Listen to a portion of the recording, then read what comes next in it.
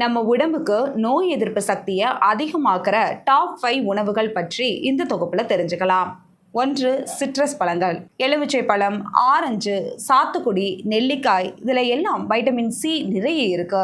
இது என்ன செய்யும்னா நம்ம உடம்புல நோய் கிருமிகளை எதிர்த்து போராடுற வெள்ளை அணுக்களை அதிகமாக உற்பத்தி பண்ணும். அதனால சட்டுன்னு சளி காய்ச்சல் வராமல் தடுக்கும். 2. பூண்டு. பூண்டு தாங்க நம்ம சமையலறையோட சூப்பரான ஹீரோ. இதில் அல்லிசின்னு ஒரு பொருள் இருக்கு.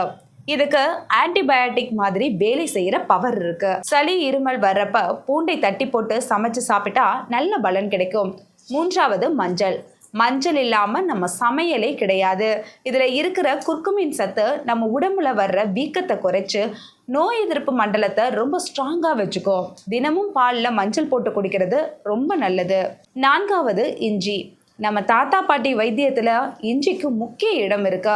இதுல இருக்கிற ஆன்டி ஆக்சிடென்ட் சத்துக்கள் சளி தொண்டை வலி வந்தா ஆறுதல் கொடுக்கும். அதனாலதான் இஞ்சி டீ, இஞ்சி கசாயம்னு குடிக்கிறோம். 5. தயிர், மோர். நோய் எதிர்ப்பு சக்தி வலுவா இருக்கணும்னா நம்ம குடல் ஆரோக்கியமா இருக்கணும். தயிர்ல இருக்கிற நல்ல பாக்டீரியாக்கள் ப்ரோபயாட்டிக்னு சொல்லுவோம். இது குடலுக்கு ரொம்ப நல்லது.